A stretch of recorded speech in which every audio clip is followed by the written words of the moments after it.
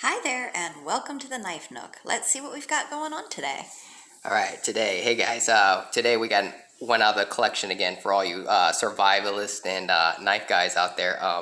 We got an old Parker Ima hollow handle survival knife, large survival knife at that. It's the K-633, made in Seki, Japan, and yeah, just a beast. It's huge, yeah, people. We got a huge cantaloupe from the swap meet last weekend, and I told the guy we were doing videos and cutting melons, so I said, give me a big one, and he gave me a huge cantaloupe. So I said, dang, I gotta pull something out of the collection that's gonna be big enough to chop this thing in half.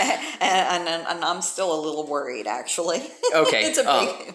Yeah. Why don't you tell us? The knife is big, though. The knife is almost 15 inches. It's 14.75 inches in total length. Yeah. The blade itself is 9.5 inches. 9.5 inches. Yeah, 9.5-inch blade. So you're talking about BK9 level type. Whew. Yeah. This is definitely a Rambo knife. I mean, Rambo style. And in fact, that's what was the popular thing back when this thing was made. It was 1980s.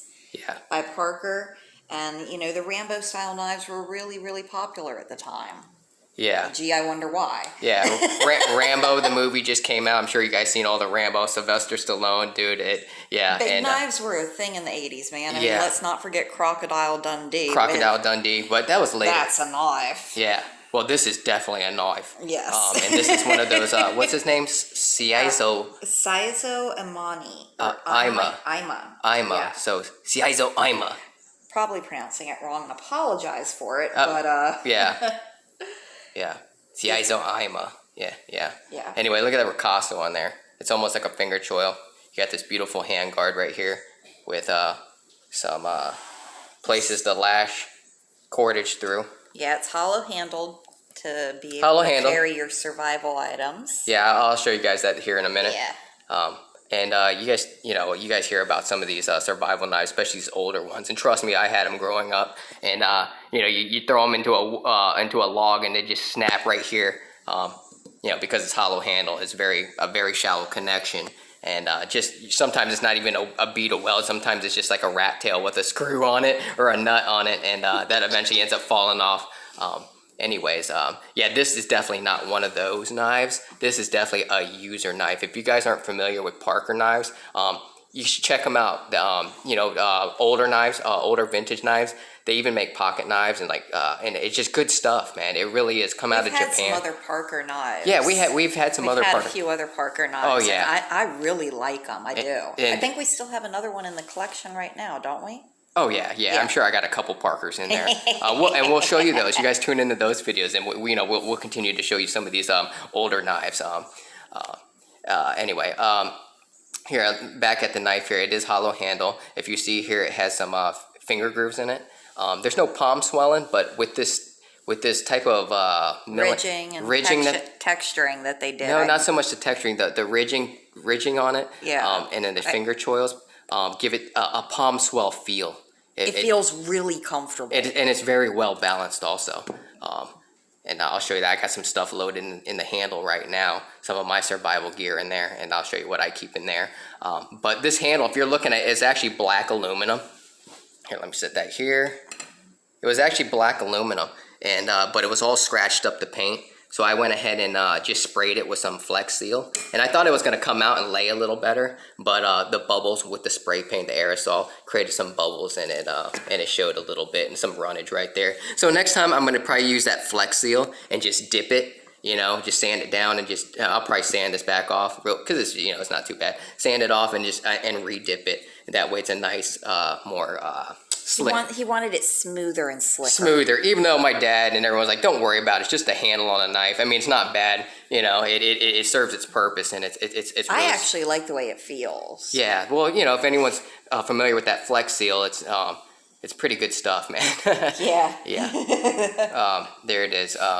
Here, hold that, and I'll show you what I keep inside of the handle here, guys. What he keeps in the handle. All right, let's check out here. So yeah. Hang on, let me hold covering the mic here. There we go. Yep. All right. Okay, let That's me back better. out a little bit. There we go. All right. So, as you see here, it's a hollow handle, so let me bang that out. And there's the stuff here. And let me see here. Yeah, so Careful.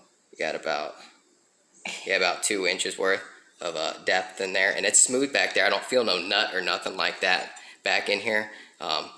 So it's definitely welded or something. It's not integral. I don't think it's integral like there's those Schrade knives that just came out, which I seen a video the other day from Survival on Purpose. He did a review on the Schrade full integral hollow handle knife, and you know what? I'm thinking about picking one of those up just to have fun with, because this one I wouldn't say it's fragile at all, but I don't want to be throwing this one around, you know. But I will show you some cut testing with it today. And here, a little closer here. Let's see what I have in here. Okay. All right, we have. Let's zoom that in. We have some fire matches, some matches that I put in there. Are they strike anywhere matches? You know what? I don't think they are.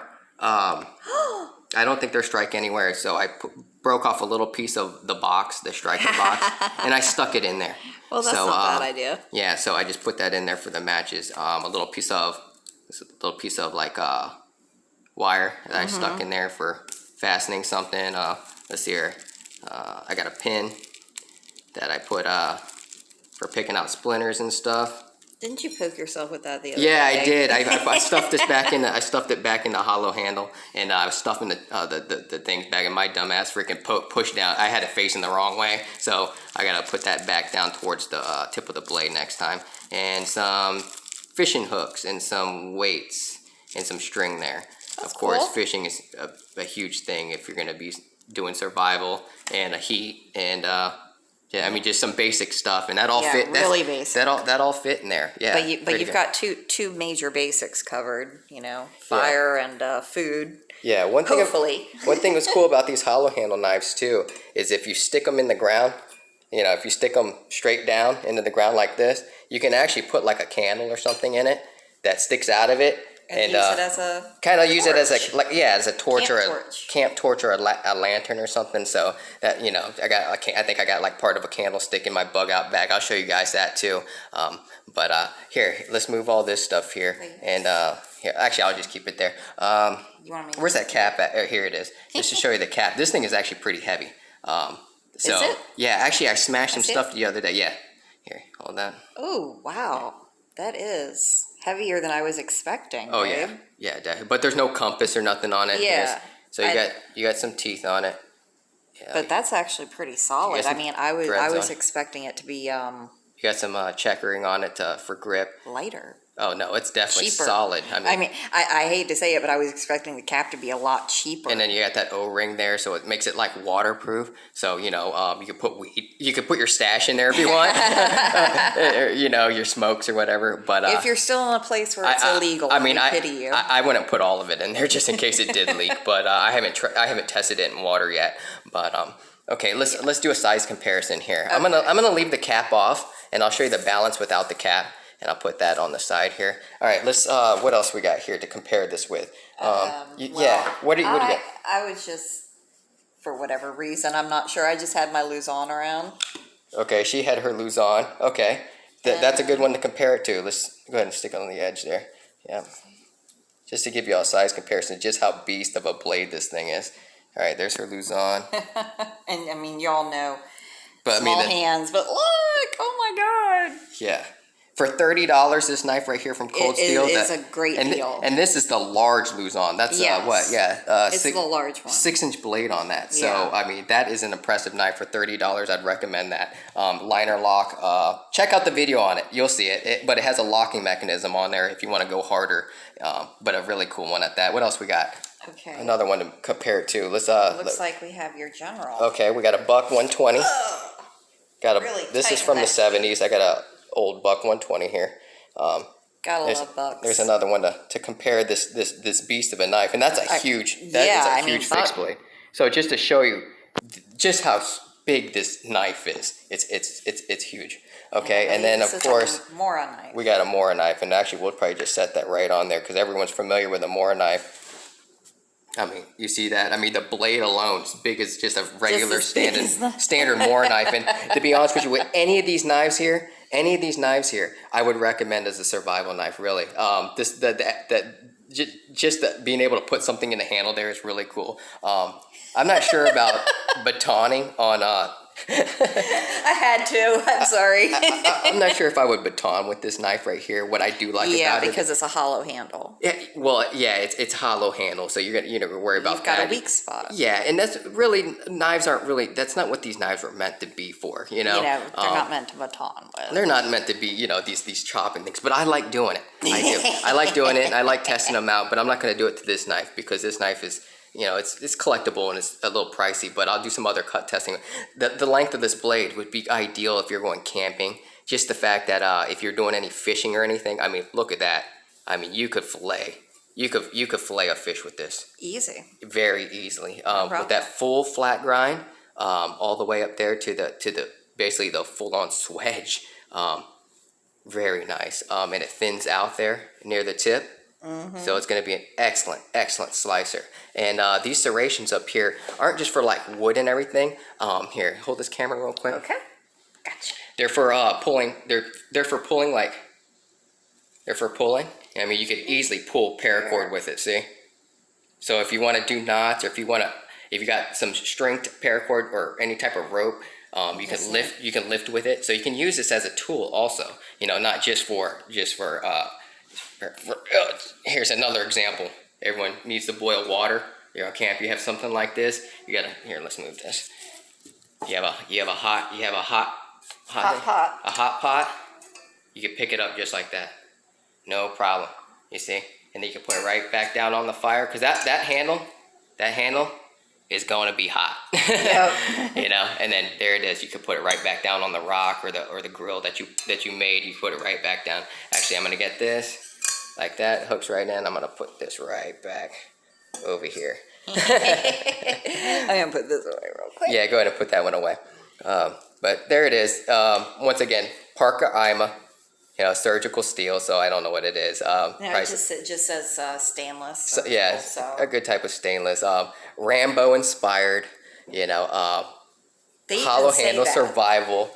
But just a beauty. It really is. It really is. Here, let me show you the balance. I told him I showed them the balance on it. Just hold that real quick. Okay.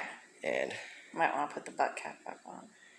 I mean, right there. That's without the butt cap. Yeah. And that is a light package. Like I said, I wouldn't baton with this, but it's going to be a hell of a slicer. It's going to be a hell of a filleter. Are you going to chop this melon? I'm sure I could easily make curls with this, I'm not sure about striking a fire. You could probably use your ferro rod right there because that is really sharp right there. Actually, not really sharp where it hurts you, but you could strike ferro with that, no problem. And I'll do videos on a lot of these survival knives that I have and bushcraft knives and doing that later on. But right now we're just doing a countertop review, so we'll do those type of reviews right now. So let's check out the cut test, see how sharp it is. Remember, this is from the 1980s, so we had a little bit of hang up there. Yeah, there it goes. Wow. Not bad. Have you ever sharpened it, Sid? No, I haven't. You bought it and haven't sharpened it? I haven't sharpened it, but because it's always been pretty sharp to me. Yeah. I mean, it's a lot of blade to dull out, as you see there. Yeah.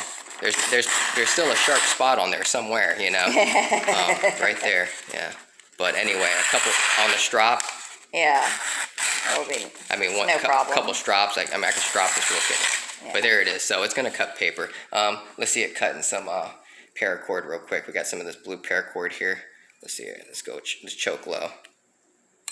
Yep. Oh, no problem. Nice and clean. So let's try another. You almost hit the pot. Shit, cat's going to be pissed at me. I'm cutting up his toy. Yeah. All right. Boom. No problem. Clean cut. Bang, bang. All right. Let's go ahead and try some fruit. Okay. Let's cut this melon up real quick. I don't want to hold you guys up too much, but Parker, once again, if you guys haven't checked out their stuff, check it out because what do you have on you? Yeah, if you have any old Parker knives, which ones do you have?